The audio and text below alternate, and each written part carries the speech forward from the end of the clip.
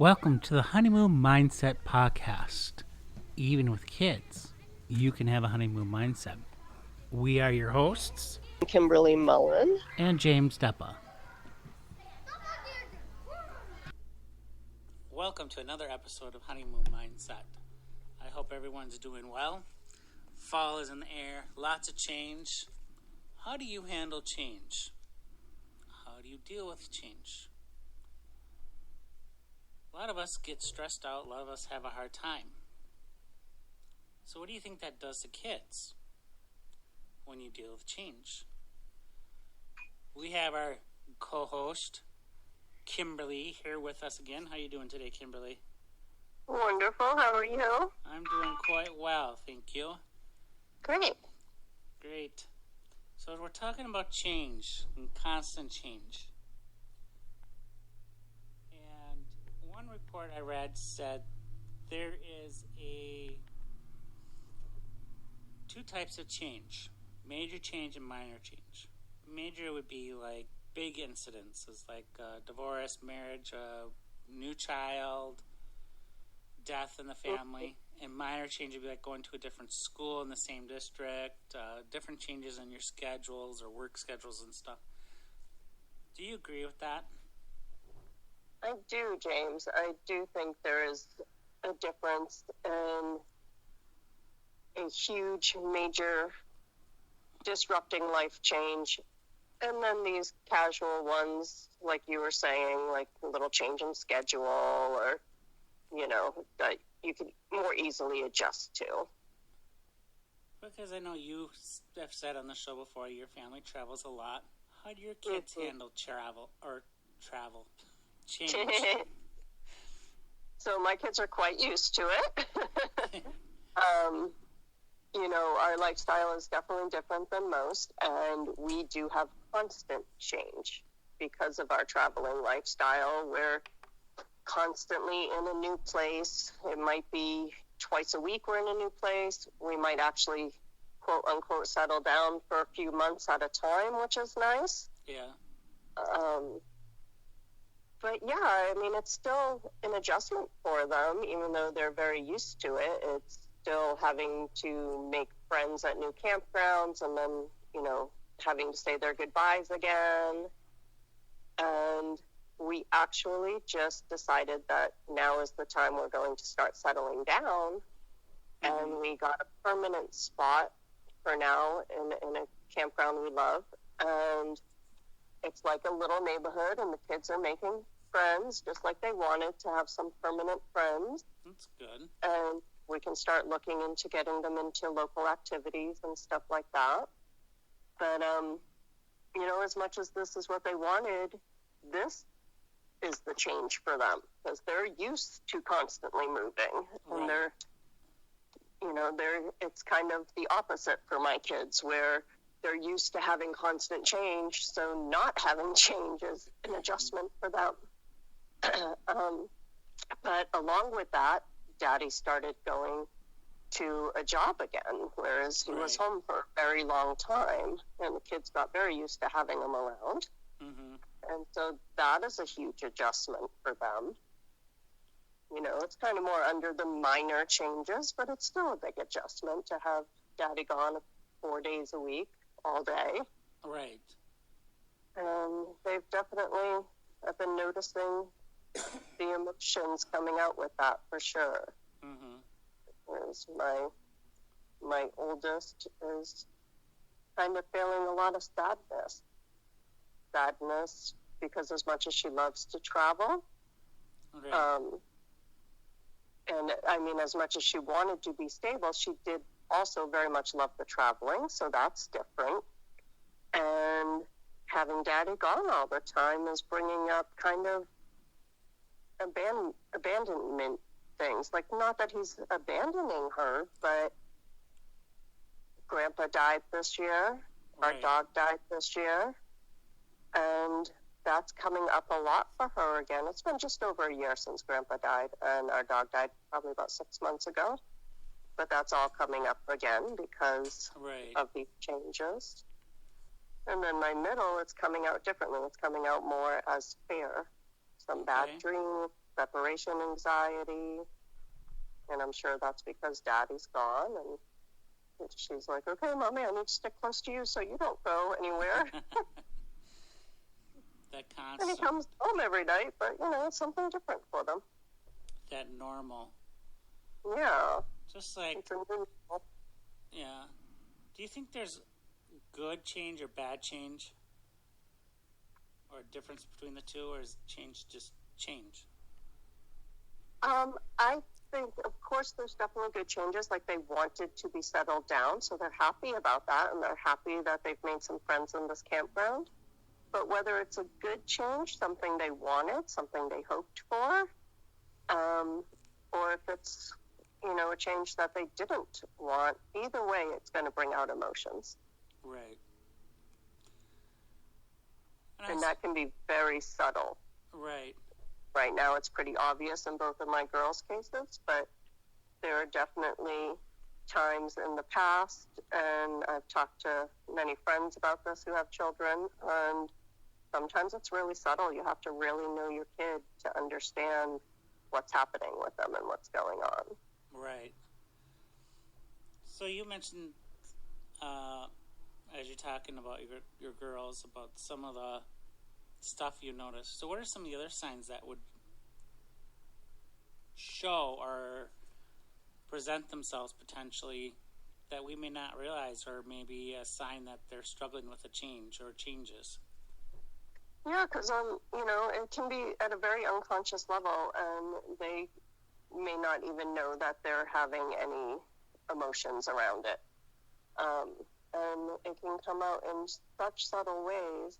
A girlfriend of mine has told me recently that when there's any kind of big changes in her kid's life, her daughter will seem perfectly fine. You won't be able to talk to her and know there's anything going on. Okay. But she will start picking out her eyelashes. Oh, wow. Yeah, and so then you have to, when they realize, okay, she's been picking out her eyelashes again, what has happened recently that would cause her to feel stressed enough to do that? And then let's figure out why she's stressed and why she's doing it. Another child I know, when there was changes, she also seemed perfectly fine on the outside, but she would have potty accidents again, even though she was perfectly potty trained. Oh, wow. So, as a young child, whenever there was like a move or something major happening in the family, that's how it would come out. And I was, thinking about this with her parents, and we decided that most likely, subconsciously, what it was her way of getting her parents' attention. Not on purpose. It was definitely accident. She wasn't purposely doing this, but it was a way where her parents would have to stop and help her, change her clothes, get cleaned up, and she'd get their undivided attention in that moment. Do you feel that sometimes when change isn't addressed, or kids, because there's that phrase out there, kids are resilient, it doesn't matter, that they're not as resilient as we think, and sometimes that unaddressed behavior towards change can become a negative behavior later on as they become teenagers or late teenagers? I absolutely do believe that. I am not a fan of the phrase children are resilient. I think that's something somewhere along the line, maybe parents who were harboring guilt decided that they would say that kids are resilient so they didn't feel bad about stuff. I don't know. Or society has just decided that kids can handle anything, and they didn't really expect kids to have emotions or feelings. They're just supposed to go with the flow of everything. Right. And while on the outside, it may look like they're just going with the flow and they're fine, like I said, there's still underlying things happening, and if you look for the signs, you will see it. And I just, a lot of people don't believe in giving kids any say in what you do with your life. And as we've talked about before, James, yes, ultimately it is the parents' decision, whether it be they're going to change jobs or have a big move to a new city or a state or something. Right. It has to be parents' final decision, but I really emphasize including the kids, preparing them for that, talking to them about it, allowing them to have their opinion on it. They're allowed to not want to move. Right. Even if it's something you have to do for a job or something, they're allowed to have an opinion about it. Do they get to make the final decision? Of course not. Right. But there's no reason to not talk to them about it and let them know that they are heard, and that even if you can't do it the way they want it done, their opinion matters to you. Right. Because if they don't feel heard, to answer your ultimate question there, if they don't feel heard when they're little,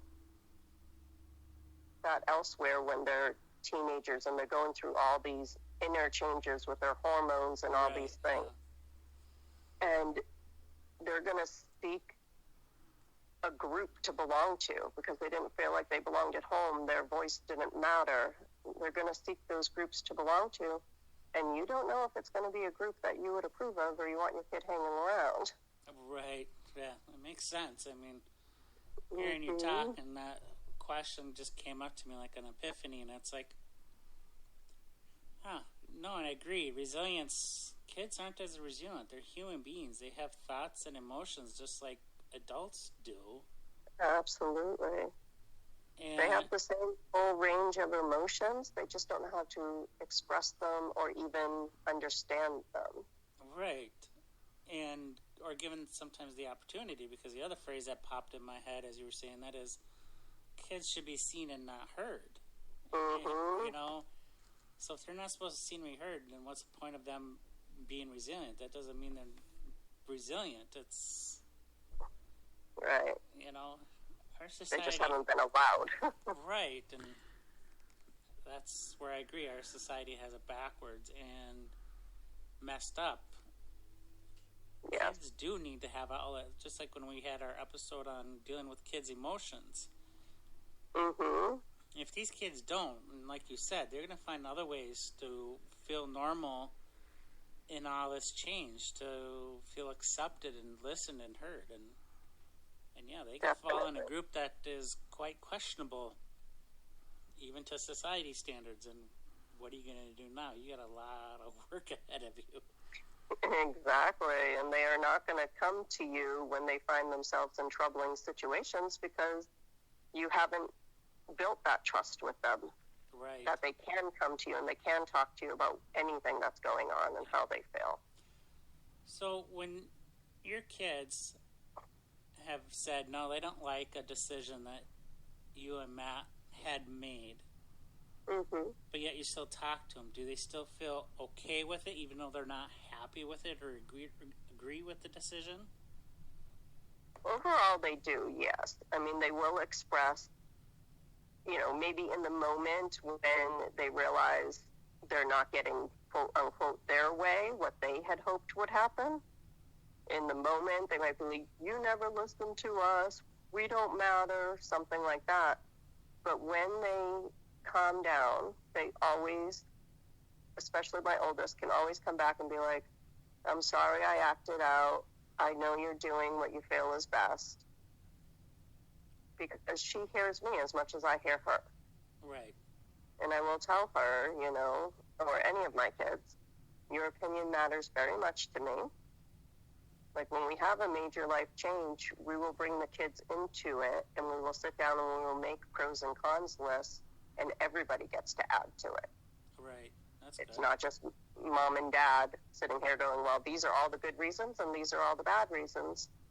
Everybody gets to add to it and everybody's opinion gets weighed and ultimately mom and dad make the decision.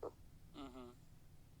And it hasn't always been what they wanted. Right. They didn't necessarily want to. There was a time we moved to Vegas from San Diego, and all my kids were born and raised in San Diego, so that's where all their friends were, and that's where all these things were happening. but we wanted to give them a house and a neighborhood, and we just couldn't afford to do that in San Diego. The prices there had skyrocketed. Right. And for a quarter of the price, we could get the neighborhood with all the amenities, more amenities. And we had family in Vegas, so it made sense to us. And we sat down and we wrote our pros and cons, and we all talked about it. In the end, they wanted to stay in San Diego. We felt it was best for the family to move, so we did. Mm-hmm. And then, you know what? We realized when things aren't working, Vegas wasn't working for us. And then we decided to do our RV lifestyle. And again, we sat down with the pros and cons. And that time they were all for it. They wanted to get in the RV and go and travel, and they were willing to give up their material stuff to do it. And they were all about it, which made it a much easier decision for us when they are on board. Yeah. Yeah, for sure. So even though you didn't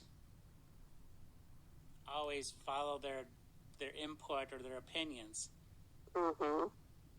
but did it help with them and their feelings and thoughts when you and Matt didn't go with it, with their emotions and feelings with the change? Because they felt heard, they felt important, even though it's the decision that they didn't really want or speak? Yes, absolutely it did. There's no doubt about it. It doesn't mean it wasn't hard on them. It doesn't mean they didn't have their emotions about it. Right. But they can get through it and not resent you for it when they're allowed to speak about it, when they're allowed to say why they're not happy with the decision. Right. When you validate that those are completely normal feelings and they have every right to feel them. Uh-huh. Right. I can remember my kids, too, at times there's change, and we talk to them about it. And Mm-hmm. it also seemed to help them understand why, even though they don't agree with it or want it, Mm-hmm. it made it more easier, not just for the kids, but like you said, for everybody, because then everybody was sort of on that same page. And Absolutely. yeah, because kids know more than we give them credit to, and understand a whole lot more than we give credit to kids in general. So much more. I've had people tell me flat out, why are you giving your kids a say in that? That's not a decision for kids to make. And I'm like, they're not making the decision. They're Right. expressing how they feel about the possible decision that's going to be made. And they have a right to do that.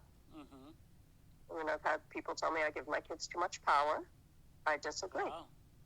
They don't have the ultimate power in the end, but they have a voice and they have a say. And I believe, the reason I am so adamant that my kids have a voice is because I never did growing up. Like, my mom was a single mom of 7 kids. She had to do whatever she could to make ends meet. And she didn't know anything about emotional intelligence and stuff like that, and how to talk to your kids about their emotions. And I don't fault her for that. It wasn't something anybody really knew about back then. Right. But I would go to my dad's house on the weekend, and I would come home some weekends to a new house. Oh, wow. Because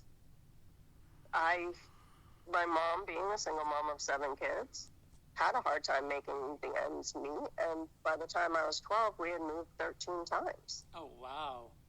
And I had no say in any of that. It was just one day I lived in one house, one day I was brought back to a different house.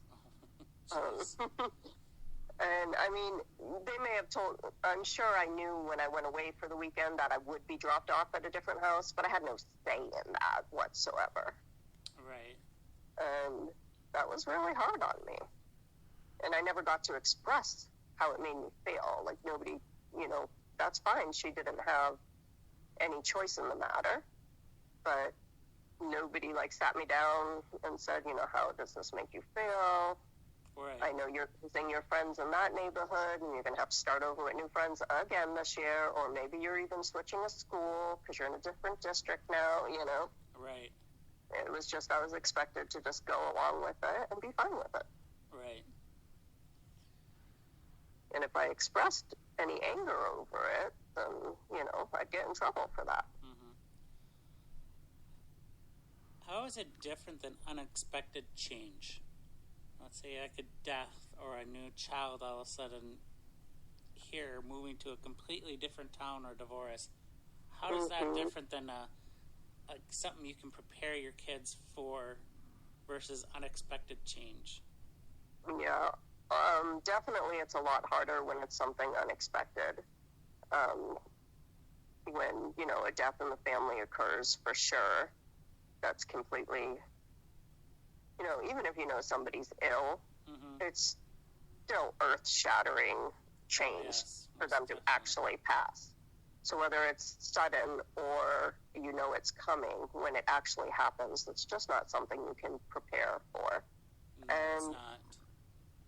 So when my father-in-law passed away last year, I had, you know, the unpleasant job of having to tell my kids. And that is a lot different than, hey, we're thinking about moving into an RV. Let's sit down and write pros and cons. I mean, you don't have pros and cons over whether grandpa dies. It's something that happened and you have to get through it together. Right. And the best thing you can do is to be honest with them. Tell them, you know, this grandpa passed away this morning, and give them time to talk about it. Oh, yes, I agree. And, you know, you couldn't prepare for this, but let's talk about it now. Grandpa, we knew he was ill, but we weren't expecting him to go anytime soon. And then our dog passing this year, that was completely unexpected. Right, Just his stomach turned, and it was an emergency, and he had to be put down right away. He wasn't ill ever before that. So even though he was almost 13, he had never had any issues. So for that to happen, we weren't expecting that at all. We thought we had years left with him. And that was extremely hard, for sure. But we just allowed the kids to. They were there with us. They did sit in the car, but they watched because of COVID. It was something that was done outside. And so my husband and I could hold him because we weren't able to go into the building because of COVID. Oh, wow. So the kids sat in the car and watched from the car. And then we all, you know, we all sat down together the rest of the day and talked about him and how, you know, the things we loved about him, what we'll miss about him, how hard this is. We don't shut them out of any of the major things. Oh, wow. That's awesome. Thank you. That's awesome. Gives them a chance to really be heard, be felt, be vulnerable. Because how many times do kids get a chance to really, truly be vulnerable about what they're thinking and feeling? And with stuff that's unexpected like that, when it's hard, you know, kids seen and not heard, you're just shutting them up. You're creating a ticking time bomb almost, pretty much. Absolutely. Because they cannot be able to let that happen. Right. I'll just never understand how adults know how hard it is for them to regulate their own emotions. As a full-grown adult, I don't know how they expect kids to just not have emotions and not have to deal with them.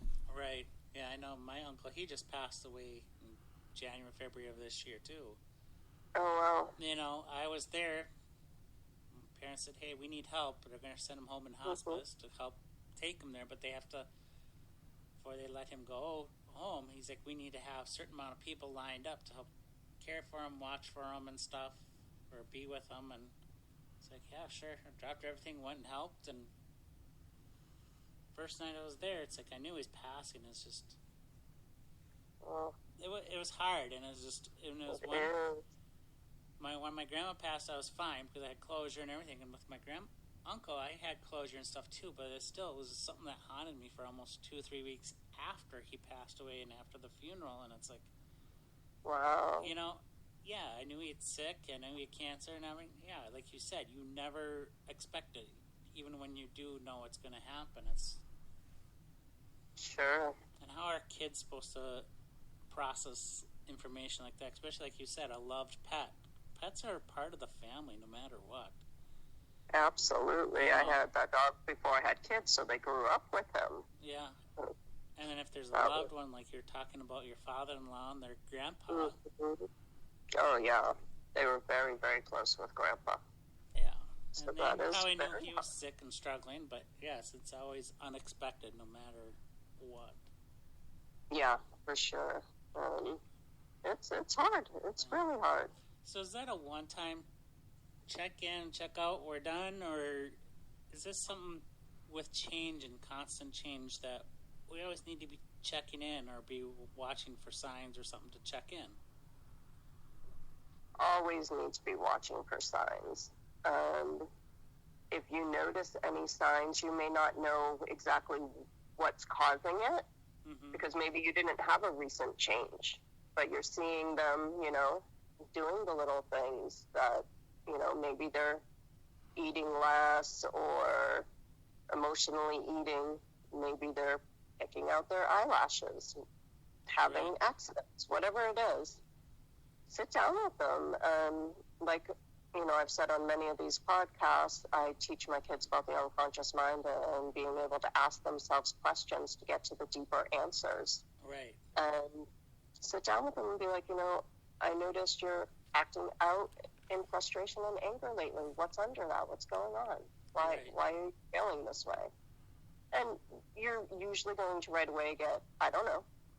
Yeah. But if you keep asking them and being like, well, what are you thinking? Or maybe it's sadness, and you keep asking, and then, well, I've been thinking about Grandpa a lot lately. Okay, well, Grandpa died just over a year ago, but those emotions are still there. Oh, right. And I actually just had this conversation with my oldest, because she was like, I don't understand, why I keep being upset about it. And I'm like, honey, it's going to happen. You love Grandpa very much. It's not something that's ever going to turn off, where you're not going to have emotions about it. Certain things, like the changes we're having, might bring that up again. Right. Or maybe something throughout your day will just suddenly remind you of Grandpa. Right. And it brings it all up again. I said, it does get better in time. And she's like, well, you've lost so many loved ones. You've lost both your parents. Why aren't you, ever upset about it? I'm like, oh, honey, I am. I don't come to you and I don't tell you, hey, I'm having emotions right now about my mom or my dad. But it happens all the time, and that's been 20 and 25 years ago that I've lost them. Right. And so then I consciously, throughout that next week, I was sitting there one day, and I can't think of it right now, but something reminded me of my dad, and I immediately started to choke up. But then I stopped and I went about my day, and then I realized, oh, that was one of those moments. And I said, hey, Sammy, come here. I want you to know that this just happened, and it reminded me of my dad. And now I'm feeling some emotions about that right now, and I'm having sadness over it. So you know that it does happen, and it's okay. Right. And then literally the next day, my mom's favorite song came up. Oh, wow. And I called her over again. I'm like, okay, well, now if I stopped everything I'm doing right now, I could sit here and just cry. But I'm not stopping what I'm doing. I'm going about, but I'm also stopping for at least a moment to acknowledge it, to know that, okay, I'm feeling sadness. I love my mom. I miss her. I say a little something to her in my head, and then I go on. Right. I don't just shove it down. Right. And so I explained that to her, and she was like, oh, okay. Yeah. That's when you're telling these incidents or stories. It's interesting how you acknowledge them, you acknowledge their emotions of the change or the feelings about the change and because of the change. You don't put them down, you don't belittle them in any way, and then you also try to ask them why and how, and try to get them to talk about it and work through those thoughts and emotions. And you may not always every time be able to get to the root cause in that moment. Right. Many times we are able to by talking to their unconscious minds, but not every time. There are times where they're like, I'm just not getting anything. I just don't know why I'm feeling this way right now. And I'm like, you know what? You don't always have to know why you're sad or you're angry. Right. But let's move forward with dealing with healthy way, not, stomping around or screaming at anyone. Mm-hmm. Let's acknowledge, I feel angry right now, sit with it for a little bit and let it pass, even if you didn't figure out what the root cause was in that moment. Right. Yeah, I know with my kids, and I've been divorced for about 7-8 years now, and it still comes up, especially with a couple of my kids who are a little more in touch with the past, or their history, I should say, maybe. Sure. And all of a sudden it's like, why are you bringing this up? Why are you so angry? Why? And it's like, oh, we're feeling this, we're thinking this, or this happened, and it's listening to them. I'm not getting mad at them or frustrated with them. Right. Because I you know, might have that. Sorry. Because I know the divorce was hard on them, the separation was hard, Sure. and there's a lot of change that happened, a lot of major change that they just had to go with and accept. Sure. So, and that's not easy on them. No, and we're teenagers too, and it was still really hard on them. But I listened to them. It broke a lot of trust and respect for some of the kids I had in me or towards me. Right. But it's me listening to them, being open and transparent, letting them be vulnerable and talk and repair. And they didn't understand why. Some of them changed their minds and opinions once they got out of high school and into college and out of the house with their mom. They looked back and understood why. No, right. I'm not trying to down talk my first wife or belittle her here, because I'm not. She was a great mom to the kids, and we had our issues there at first, but it's has smoothed out a lot now. But it took time. Absolutely. And the kids looked back and understood and saw the unhappiness and the frustration that was there, and they understood, but it took time.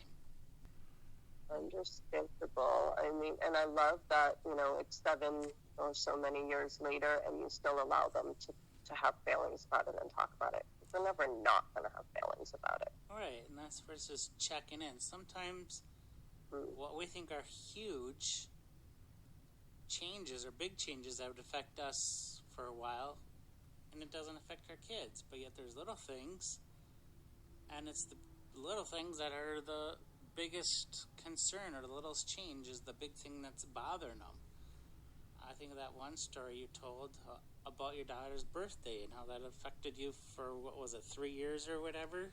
Until you, 3.5 years, and it was 100% because even though it was something so little, I never allowed her to express her feelings about it. I would get defensive and be like, stop bringing this up, and I didn't allow her to have a say in how her birthday party went, and that pissed her off. Yeah. And I never allowed her to fully express that. I was always like, whatever, I think I did the right thing, let it go. Oh my God, it's been years now, let it go. And it wasn't until I finally sat down with her, acknowledged my part in it, expressed that I was sorry for not listening to her, and then listened to her reasoning for how she wanted her party to go, and realized she had the best reasons, and I didn't acknowledge that, or, right.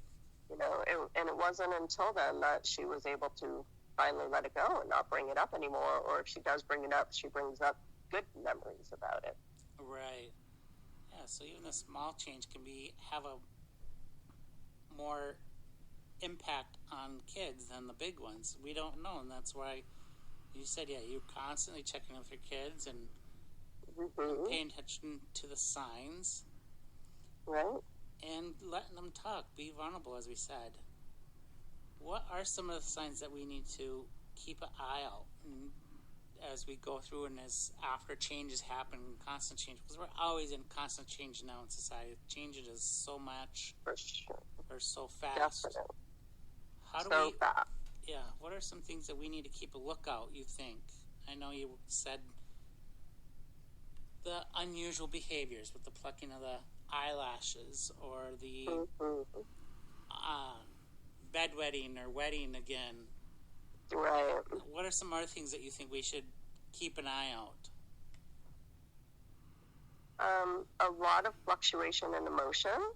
Okay. Where they're just all of a sudden out of the blue angry or sad and then fine and happy, and then angry again, these fluctuations. We talked about emotional eating or loss of appetite, loss of motivation, not wanting to do the things they normally love to do. Maybe they have lost interest in their activities, or they don't feel like going out and playing with their friends, things that normally would really light them up. Yeah, the other thing that comes to my mind is I had one of my children, I shouldn't say one of my kid. That sounds so bad. Kid. One of my children, he got into exercise and started doing a lot of exercising. Great. Mm-hmm. But he started doing it so much that it started to become a problem because he was exercising so much that it started to become unhealthy. Just like you mentioned, overeating and eating. Mm-hmm. Or lack of eating, too, you said. Right. There's a lot of emotions, and that's why it's important for us as parents to be that constant. Yes, and really pay attention. Because like you said, exercise is a great thing. We all want our kids to exercise. Right. But pay attention. Is it becoming too much? Like, are they becoming obsessed with certain things, fixated on them? Right. Because that may be their escape. Yeah, and as we said earlier in the show, that, and if we're not the constant in being the normal, what are they going to find for their constant and their normal? Exactly. Exactly. Just like, go ahead, Kimberly. Go ahead. I was going to kind of change it up a little bit. Not all kids can express with words. Oh, right. So there are other ways to figure out what's going on, or to get them to get through their emotions. Yes. My daughter loves to draw out her emotions. Oh, yeah. She isn't the best at talking about them, but when she sits down and, like, say she's angry, she will keep drawing angry faces until she's feeling it move through her, and she can finally draw a happy face. Mm-hmm. That's how she can get through it, which is wonderful, because that's not doing any damage to anyone. She's not throwing things, screaming, yelling to get through it, Right. Yeah, that's a very good point that you bring up, but there are other ways that kids can or need to release their tension and stress from change. Like yes, it could be through singing, writing it out, whatever works for them, and every child's going to be different, right? Yes, so get them to talk to it or tap into it and release it and get it out in the open. Mm-hmm. And creating that space, it's one thing I've heard constantly today in today's show, is that constant of giving them that space and time to talk and to open. And one great way that just popped in my head is to do it and to give that space is when you date your kid. You create that space, that intentional space, as you'd like to say, Kimberly. Yes, absolutely. For your kid to let them express what is going on. 100%. When I started doing the intentional dates with my kids, that's when they really started opening up. They knew mommy's here. She's 100% focused on me. I can trust her and I can tell her anything. Right. How vulnerable do parents need to be with this constant change? Are you trying to feel out your kids, how they're adjusting to the change and how they're feeling and their emotions about change? How vulnerable do the parents need to be? I am a huge fan of the parents being just as vulnerable as we want our kids to be. I think you lead by example, and if you close off your emotions and don't share them to your kid, they're going to do the same thing. They're going to close themselves off. They're going to think you don't talk about these things. Parents used to truly believe, and I understand the idea behind it, but it's false. Right. They used to believe they were protecting their children by never showing them their emotions. And I fully disagree with that. I think by showing them our range of emotions, then they learn how to express theirs in a healthy way as well. And I will say, you know, I'm just as sad about our dog or about Grandpa. I will say this move was really hard on me too. You know what? As much as I love where we're living right now, I also miss all my friends. Right. And that's okay. Right. I can be sad about certain things and happy about certain things at the same time. Yeah, I was just going to ask you, and you sort of answered my question before I asked it. That came to head as you're talking was, do parents need to tell their children how they're feeling about a move or change or constant change that's going on currently in their lives? And does that help kids deal with the change that they're going through as well? Most definitely. It helps the kid know that they're not alone in the way they feel. And it helps them know it's normal. Even grown-ups get sad. Even grown-ups get angry. Right. It's okay to have frustrations and have failings.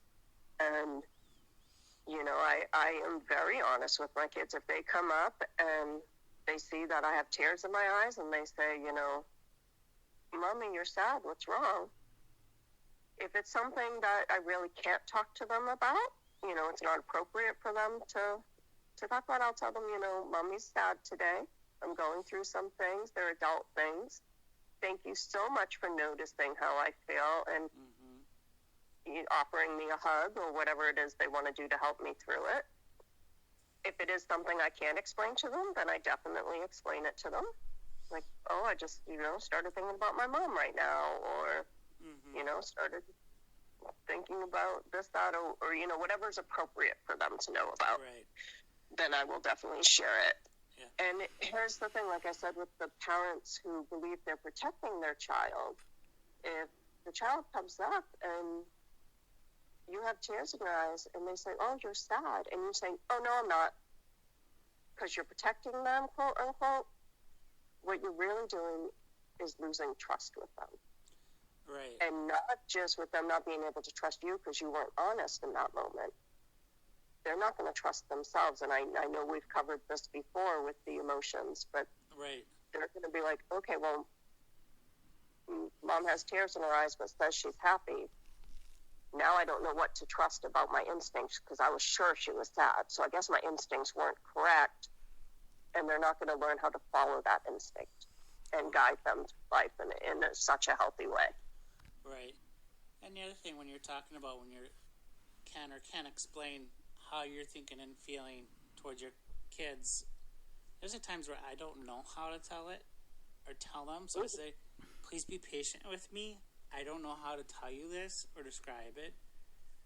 Absolutely. You know, especially like with the loss of a loved one or something like that is usually hard. But, you know, you do the best you can, but you're honest with the kids and you try to explain it the best way that you can. But then you also leave it open for questions so that they can ask questions, and maybe then you'll get the deja vu or whatever you want to call it to recall what you're trying to explain and explain it better, you know?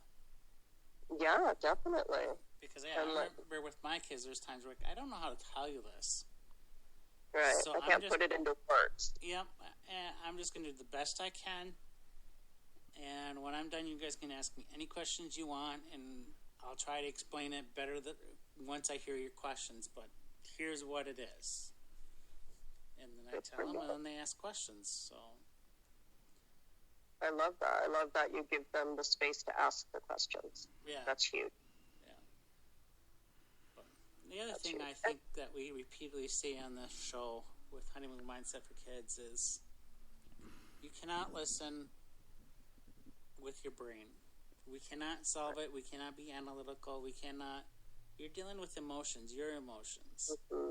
How do you as an adult feel when you're trying to express something about a change or whatever, and they're like, well, here's how you have to do it. No, it just irritates us, upset us. We as parents, we need to listen with our hearts. We need to have our hearts open, full of compassion and understanding, and be ready to hear what they have to say. So now, here's a question for you, Kimberly. Sure. What happens when they don't agree and they're really mad? How do you handle that in a discussion, and they're open with it, and they just go off the handle. But yet you're trying to discuss a potential change coming up. Right. If they're really going off the handle, I will tell them, I'm going to wait to have this discussion with you until you're ready to talk. You're allowed to be upset about this. You are allowed to have your feelings about it, but we can't have a discussion when you're screaming or really upset. So we will wait, and we will have this discussion because it's extremely important when we're both ready to talk and we're both ready to listen to each other. And when you can listen to me too, then we can talk. Mm-hmm. And they will, they'll calm down and they'll come back. Yeah. And be able to have the conversation in a healthy way. And sometimes you just gotta say, okay, you know what? Go punch a pillow for a while. Get it out. Yeah. If drawing it out isn't working right now and you really need to get it physically out, go for a run, go punch a pillow, do what you need to do. Yeah. As long as you're not hurting anybody else or destroying property in the process. Yeah. And I guess the other thing, that's where we need to be vulnerable too, because if they're really mad and upset with us about a decision that we have to make or made, Mm-hmm. yeah, it's going to hurt us because you know how much they're hurting or whether Absolutely. they agree with it. But that's just being vulnerable and listening with your heart so we don't go off. Right. And you can't take it personally, They're going to say things sometimes like, I hate you, you're ruining my life. You can't take it personally. You have to know that that's them upset in the moment. They truly do love you. Mm-hmm. They just don't have the right words at that moment. And that's when I say, okay, you're entitled to feel that way right now, and I'm going to walk away until you can have a conversation with me. Oh, right. Most definitely. And the other thing is after that emotion has calmed down, it's like, well, we're looking at moving, or, hey, we're going to have a new baby or a new pet. Mm-hmm. What kind of pet? Where should we move? What kind of house? I feel like if you include them in the process, give them more freedom and say in what things are going to look like, or if it's a new sibling, let them help pick out the name or a new pet. Let them help pick out the name or the type of pet that we're thinking of. Mm-hmm. That way, to me, it feels like it would be an easier way or transition with the change of what's going on, or even if there's a lot of change going in, like mom or dad or both are changing jobs, so things are going to change at home. Right. We need that. Or how can you help, or how can we help each other with this change? They need to be included. Yeah, they get to be part of it, and to me, it seems like it's going to help make the process go a whole lot smoother. There's still going to be emotions and feelings about change that might affect, but some of those negative side effects of change is probably going to be a whole lot less because they're part of the process. I totally agree with you on that, James. That is such a great point. Thank you for bringing it up, because the more you can include them, the more they feel their opinion matters. Mm-hmm. And again, there are some things they're just not going to be able to have an opinion about, and that's when you really need to be vulnerable and let them talk it out as much as they need to. But the things they can be included in, the things they can have an opinion in, let them get their ideas. We're moving to a new house. What do you want your bedroom to look like? What color should we paint your walls? Right. Yeah. Give them something to be excited about and to be included in. Mm-hmm. Yeah, I can't agree more with what you're saying there either. There's a lot of ways we can handle change, especially when there's constant change going on in the family. Mm-hmm. Sometimes, like we've said, you can't control it. It's uncontrollable. It's unpredictable. Absolutely. But you got to be there for your kids. You got to listen. You got to be the constant and the norm as much as you can. And you got to be, like you've said, Kimberly, the parent has to be vulnerable about how they're thinking and feeling too, because like we've both said, and they get to see that it's normal and it's okay, and they get to see a healthy way of dealing with change versus just bottling up, like I said, half sarcastically, a ticking time bomb, which will come out later Right. some way, somehow, sometime, in a way that we may regret as parents, that we might regret because we let our kids down, and we don't want that. Suppressed emotions always, always, always resurface. And that could be with explosions, like you said, like a time bomb, where they just finally have enough and they have an explosion and they don't even know where it came from. Mm-hmm. It can be with illnesses, because those emotions get stored in the body, and they will come back out if it's not verbally. It can be with illnesses. It can be with mental health. There's so many repercussions and negative effects of not allowing people to have their emotions. Right, yes. I like the idea that you said that it bottles up because of some simple change that they didn't get a chance to express, and it comes out later.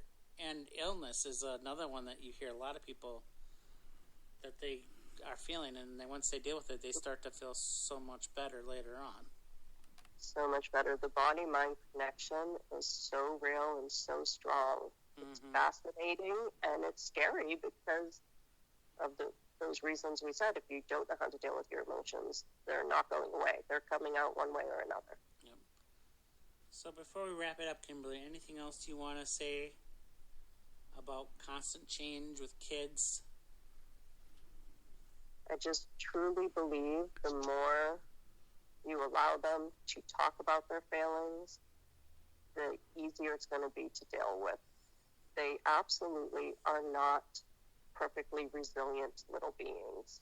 They have the same emotions we have, and they have to learn how to deal with those emotions so there aren't those negative side effects as they age. Correct, yes.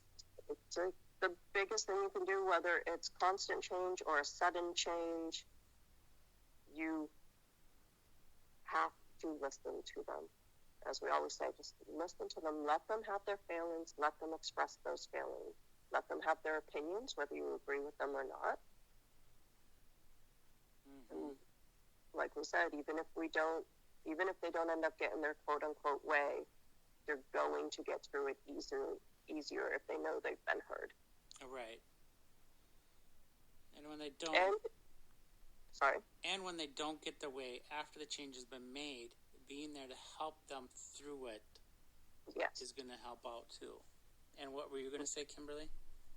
I was going to say, if you know change is coming, prepare them for it. Sit down and talk to them about it as much as possible. Obviously, we don't always know change is coming, but when you know it is, don't avoid it. Talk to them as much as you can before the change happens. Right. I couldn't agree more. So, if you know somebody who's going through change, getting ready for a change, need tips or ideas, share this podcast with them. And if that's a start and they need more, we've referenced our dealing with emotions, kids' emotions. That is chock full of tips and ideas of how to deal with your kids' emotions. Because constant change is going to be playing with their emotions left and right. Definitely. And if you want more ideas on how to date your kid, so you give this intentional time for them to be open and vulnerable, listen to our episode a couple weeks ago on how to date your kids.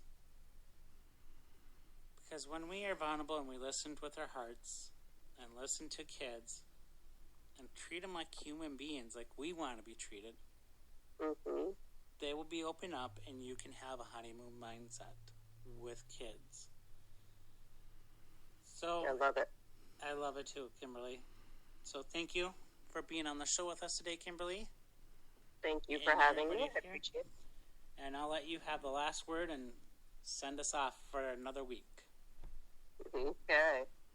Parents, I cannot express to you enough to give your kids space to have their feelings and a true listening ear. Let them be heard.